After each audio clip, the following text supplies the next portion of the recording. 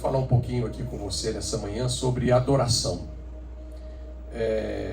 Deus tem trabalhado muito comigo nesses dias sobre esse aspecto da nossa entrega.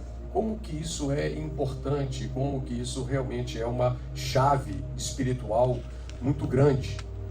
E eu percebo por experiência, que a adoração é um lugar onde nós somos profundamente convencidos do amor de Deus. Eu não sei o seu nível de experimentar isso, mas quando você vai para este lugar, onde você começa a intencionalmente adorar a Deus por aquilo que Ele é, por aquilo que Ele fez por você, é impossível que você não experimente um encontro com a presença de Deus. E a presença de Deus, ela é muito convincente, que Deus nos ama de uma maneira que nós não podemos descrever, que excede em muito a nossa compreensão. E isso realmente passa a fazer toda a diferença, E o princípio do encontro é esse, como Paulo disse ali para Timóteo, achegai-vos a Deus e Ele se achegará a vós. A Bíblia também diz, todo aquele que invocar o nome do Senhor será salvo. Ele se manifesta de uma forma salvadora nas nossas vidas, A Bíblia também diz que sacrifícios de louvor é o fruto de lábios que confessam o seu nome, quem Ele é.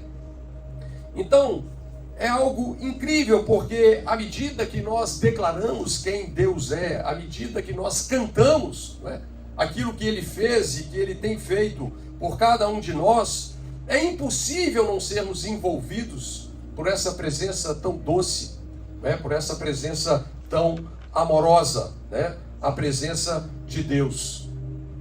E isso é realmente transformador, porque quando nós iniciamos a nossa vida cristã, nós ainda estamos muito naquele modo sobrevivência, naquele modo de tentar controlar tudo. Até mesmo coisas e pessoas que nós não temos a menor chance de controlar, circunstâncias que estão completamente fora do nosso controle, nós queremos controlar. É literalmente um modo de sobrevivência, mas o princípio da adoração é um princípio que nos liberta disso, porque o princípio da adoração é o princípio do sacrifício, é o princípio da entrega. Se o grão de trigo caindo na terra não morrer, ele fica só. Então, a adoração é um princípio que está muito relacionado sobre entregarmos a nossa vida e, às vezes, áreas específicas envolvendo a nossa vida, seja em relacionamentos, seja em necessidades que nós podemos estar vivendo, sabe? Nós sabermos realmente plantar essa semente, sabe? Colocarmos algumas coisas para morrer literalmente nas nossas vidas. E quando nós fazemos isso em Deus, esteja certo, se o grão de trigo caindo na terra não morrer, ele fica só, mas se morrer, ele produz muito fruto. E só Deus pode trazer o retorno, de uma entrega sincera de coração. Como o sábio pregador disse ali em Eclesiastes, lança o teu pão sobre as águas, porque depois de muitos dias o acharás. Às vezes tem coisas que você está tão ansioso, você está num modo de tentar sobreviver, de controlar, tão grande que você precisa despedir aquilo. Você precisa morrer para aquilo.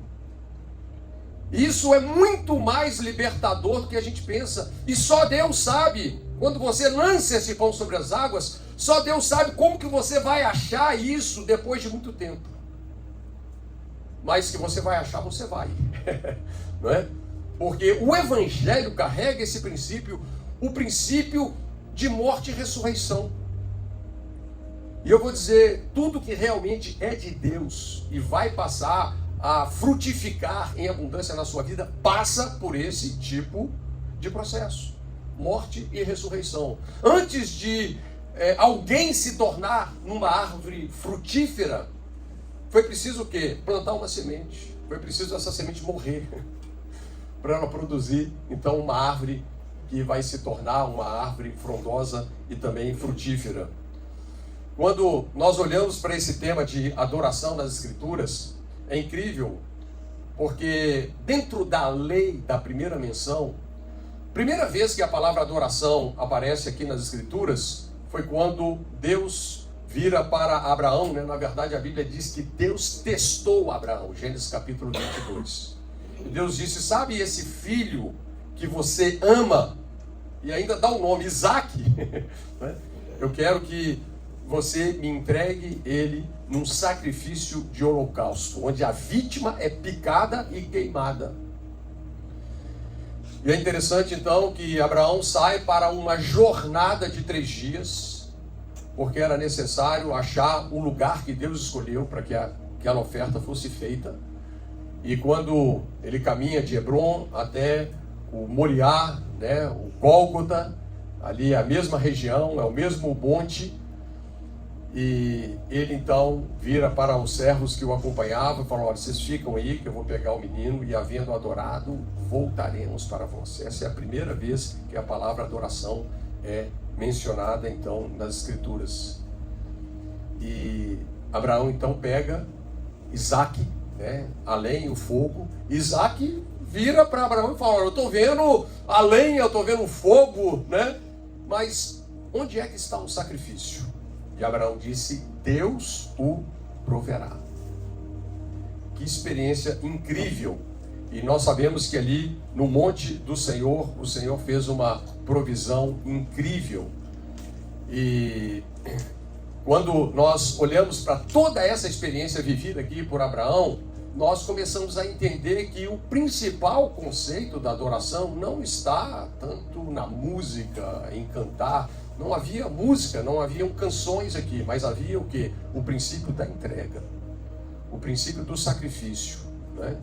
Tem coisas que às vezes nós precisamos entregar que elas custam realmente, pelo menos aparentemente, pelo menos dentro da nossa perspectiva de achar que nós dependemos tanto daquilo, né? Aquilo vai custar a nossa sobrevivência, aquilo né? Vai custar a gente perder o controle sobre algumas coisas. Talvez Abraão virou para Deus e falou assim, Deus, olha, o Senhor está pedindo uma coisa que é melhor eu morrer do que eu te entregar o meu filho. E às vezes Deus pede coisas para nós que a nossa tendência é, Deus, mas se eu vou entregar isso, eu morro. Aí Deus do outro lado falou assim, é isso que eu quero, meu filho, eu quero que você morra. Para que os meus planos e os meus propósitos, o meu desenho para a sua vida possa vingar. Então, esse é o ponto, né?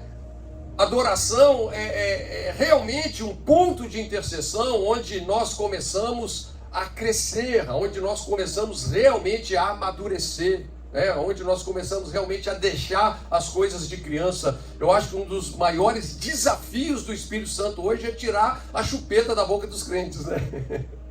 E é interessante que é inevitável, à medida que você vai vivendo a sua vida, cada vez mais você é desafiado para viver uma vida mais abnegada, uma vida onde ela vai se tornando mais pautada pela renúncia, pela entrega, porque é isso que realmente sustenta, não é, o amor de Deus. Quando a Bíblia fala que Deus amou o mundo de tal maneira, a Bíblia diz que Ele amou porque Ele deu, porque Ele entregou, não é verdade? E só assim as coisas realmente fazem sentido, né?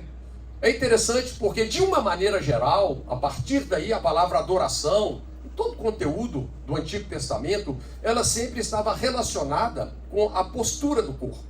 Quando as pessoas ajoelhavam, ou quando elas se prostravam, ou quando elas aplaudiam, né? Mas sempre, você pode perceber que a postura do seu corpo revela muito a posição do coração. Então, isso é uma curiosidade interessante. Mas, na nova aliança, nós temos um conceito muito interessante, bem mais profundo de adoração.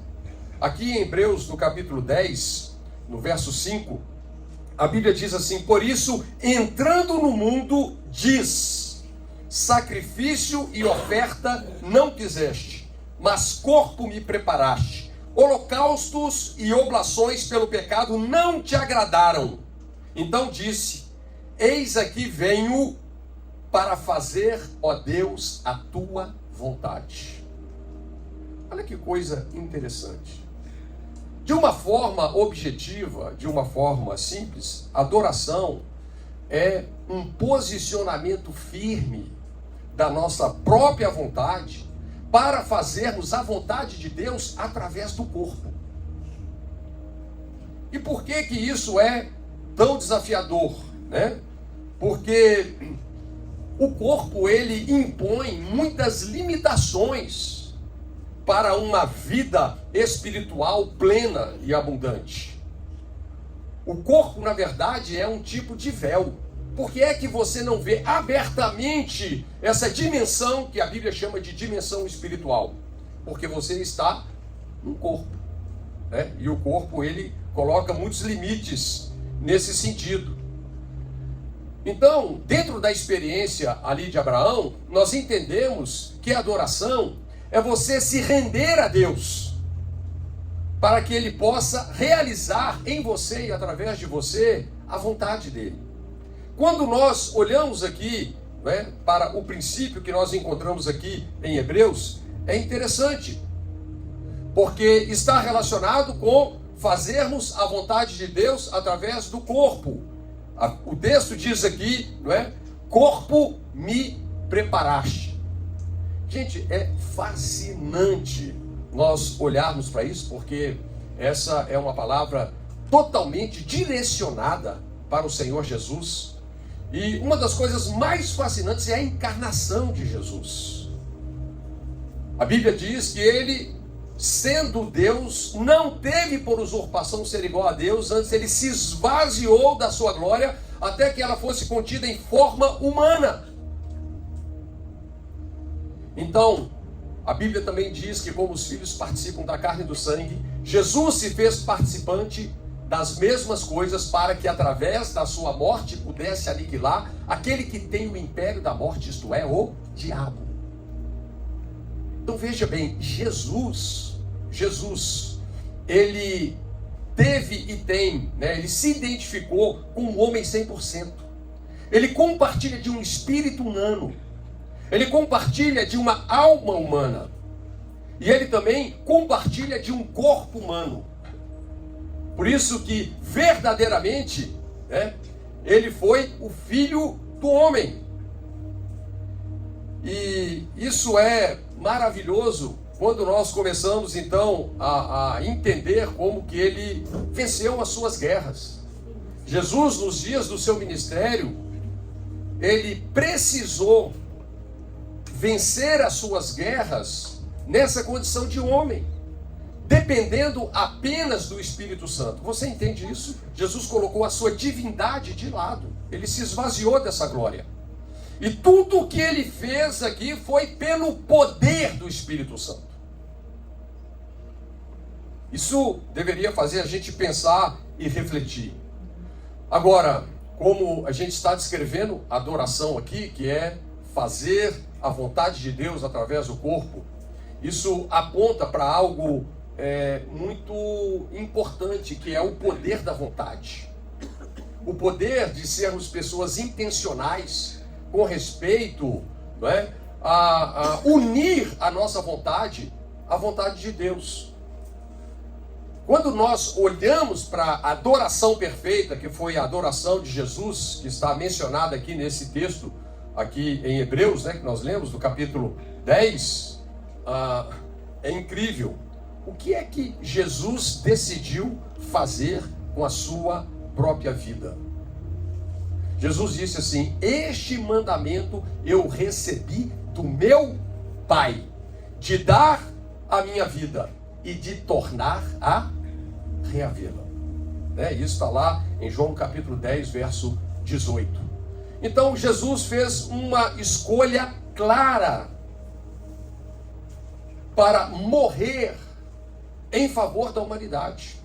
Isso foi uma decisão dele. Isso precisou passar por ele. Ele fez essa entrega, né? E ele cumpriu tudo isso de uma forma, né, perfeita.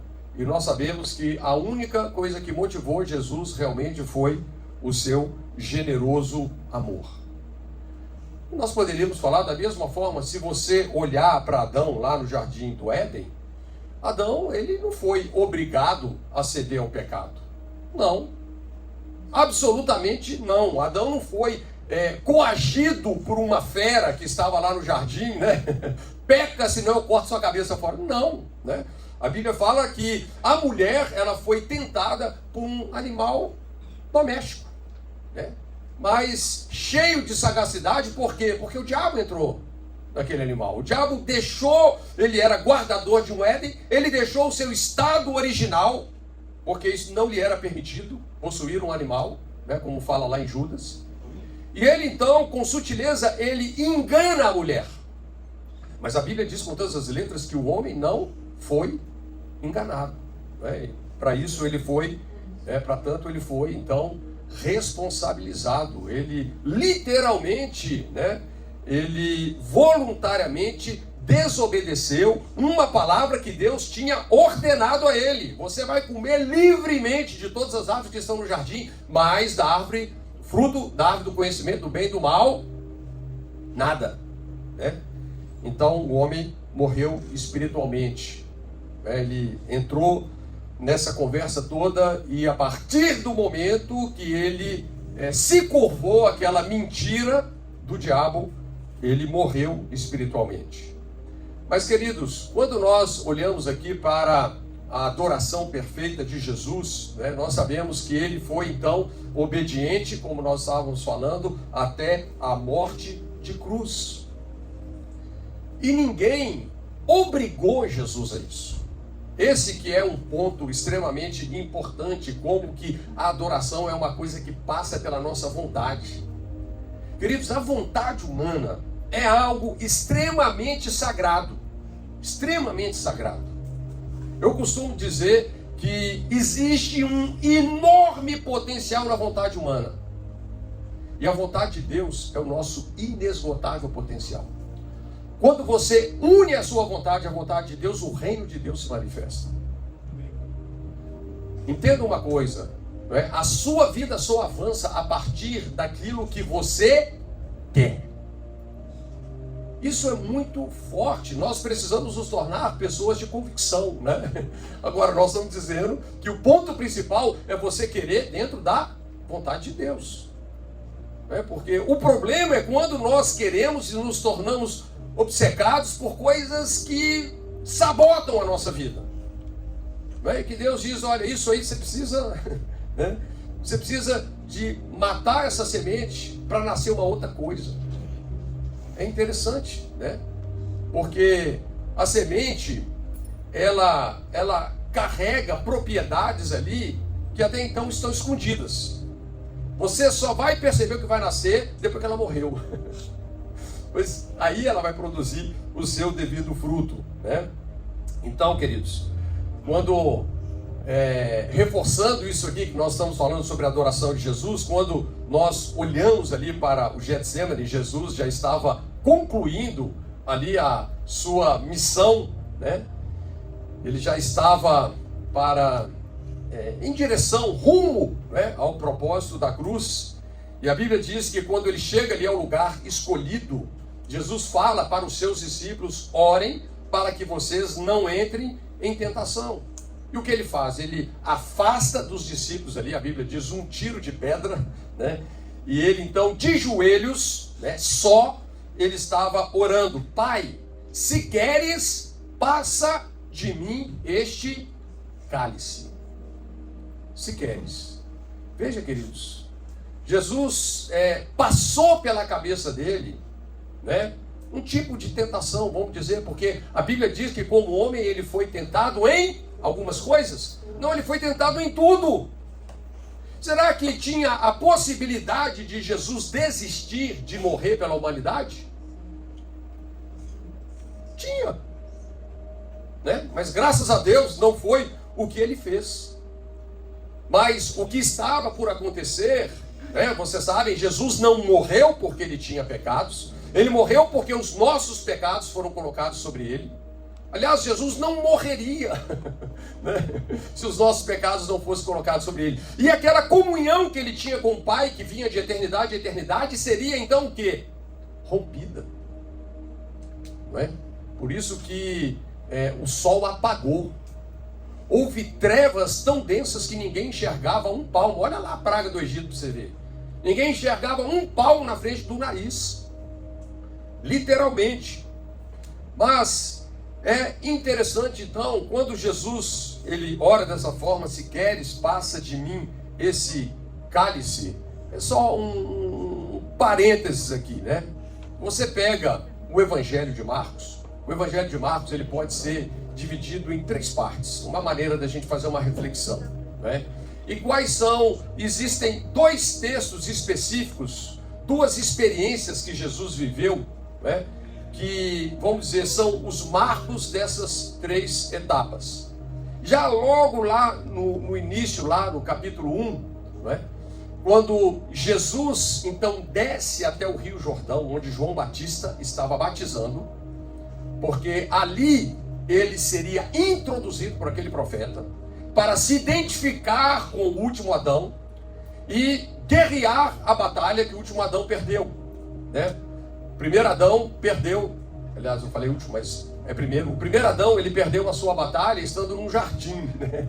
Nós vamos ver que Jesus, como último Adão, ele venceu a sua batalha estando num deserto extremamente árido. Mas a experiência se deu lá no Rio Jordão, quando João Batista responde a pergunta que Isaac fez aqui, que nós mencionamos. Ele vira para o pai Abraão e disse: eu estou vendo a lenha, eu estou vendo o fogo, mas onde está o sacrifício? Então João Batista responde isso no início do Evangelho de Marcos: eis o Cordeiro de Deus que tira o pecado do mundo. E ali então o Senhor Jesus ele veste os sapatos da humanidade. Ele assume a nossa condição.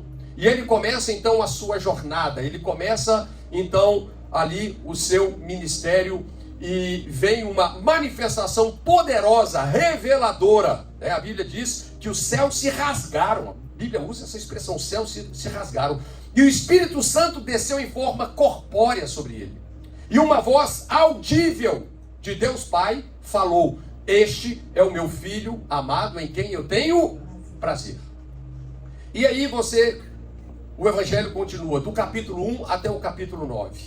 No capítulo 9, pouco antes de Jesus entrar para esses momentos finais de ser o sacrifício perfeito na cruz, ele chama a si Pedro, Tiago e João, e eles sobem a um monte alto, onde o Senhor Jesus se transfigura diante daqueles discípulos. Estava ali também Moisés e Elias, né? E mais uma vez, fazendo uma história longa e curta, mais uma vez vem a voz audível de Deus Pai e declara: este é o meu filho amado, a ele ouvi. Entre essas 2 experiências, a primeira, a do Jordão, e a do Monte Alto, que pode ser o Tabor, ou pode ser o Hermon, não se sabe certamente. Entre essas 2 experiências, Jesus viveu o seu ministério. Deixa eu explicar. Jesus foi tentado, provocado, de todas as formas possíveis. Ele foi testado em tudo. E literalmente aprovado. Jesus foi aprovado como o último Adão. Ali ele já estava aprovado. Por que eu estou dizendo isso? Porque quando chegou o momento de ir para a cruz, não é que ele precisava de fazer isso. Ele venceu.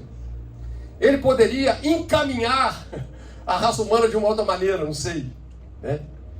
Mas ele disse, né, como o texto fala aqui: se queres, passa de mim esse cálice, mas não seja feita a minha vontade, mas a tua. Então, ele literalmente, ele foi até o fim. E essa experiência ali do Getsemane foi uma experiência incrível, porque então eles chegam ali para prender a Jesus, né?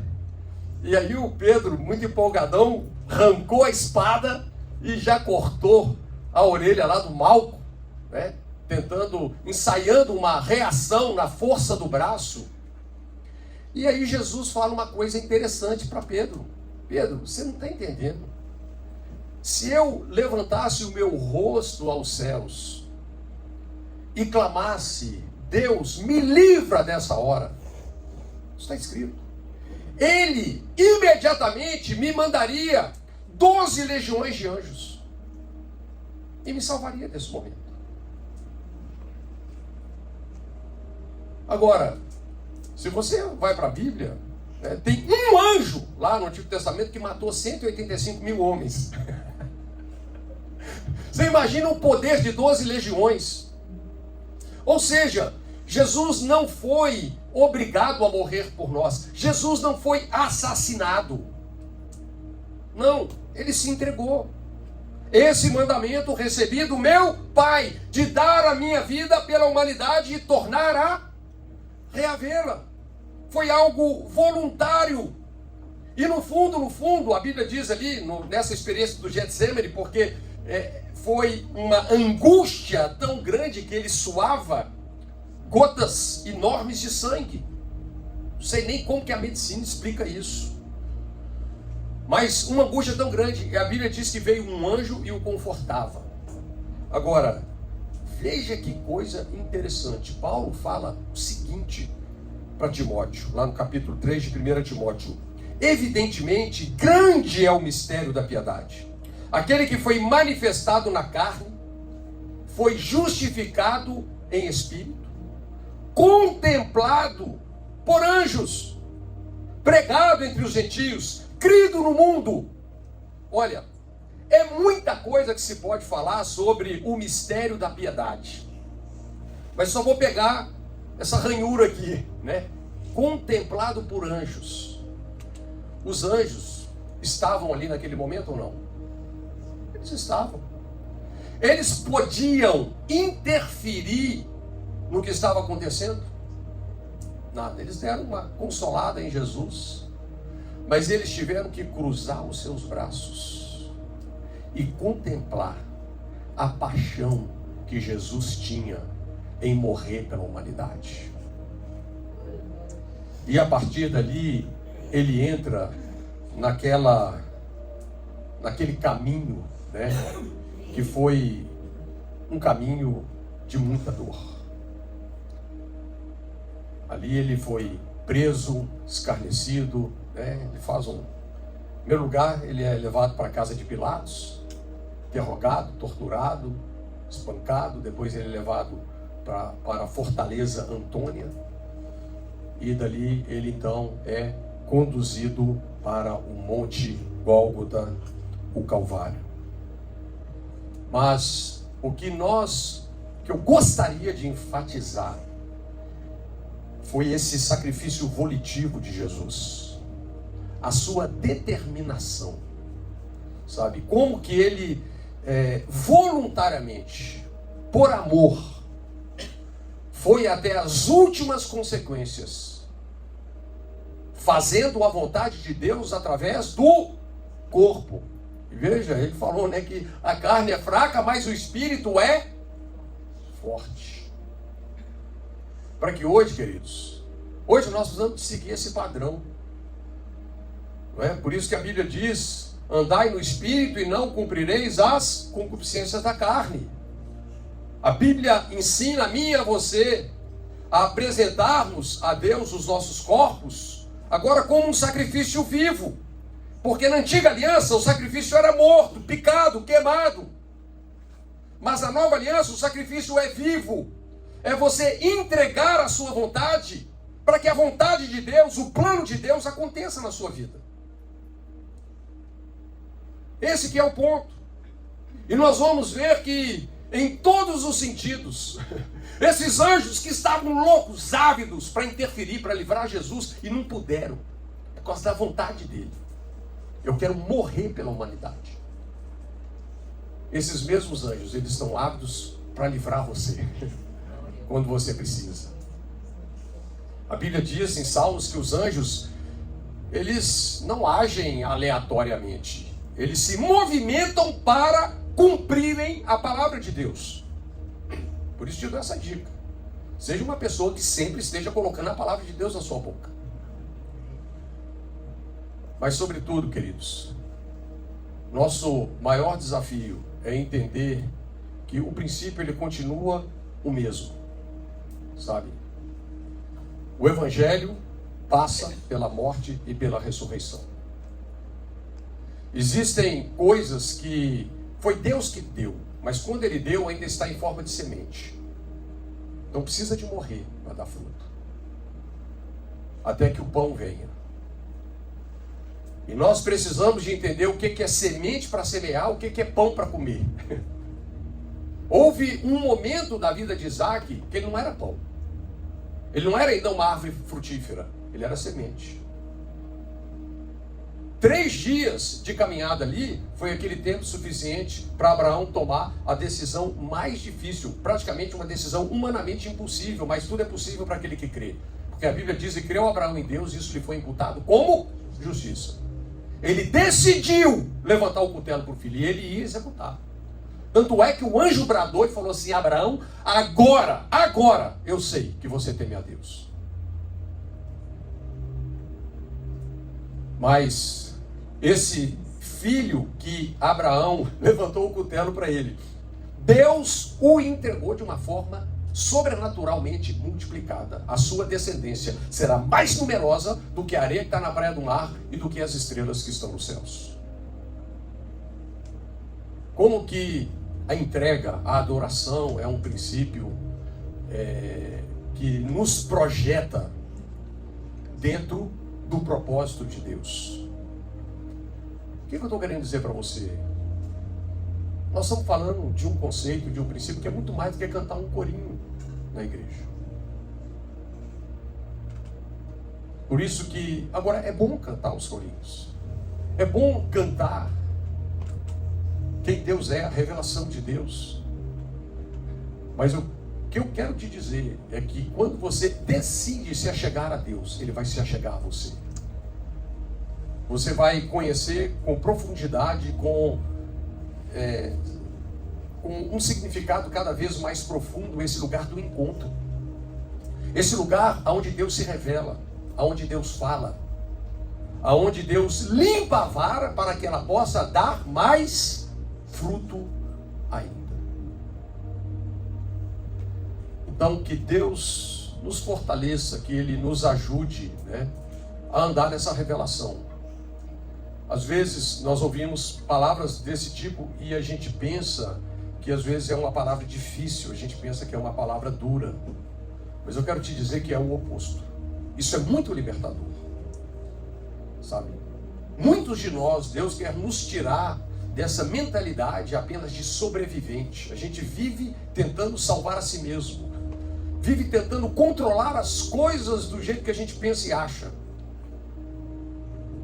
Mas essa é uma ginástica mental que demanda muita ansiedade.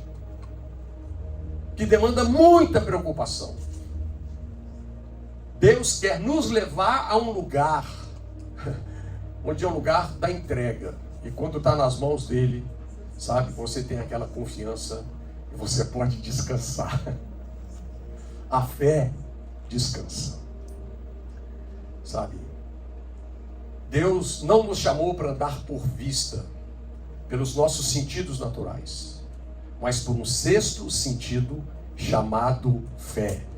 E João diz: essa é a vitória que vence o mundo, a nossa fé em Jesus. Faz sentido? Amém? Fica de pé no seu lugar. Vamos orar.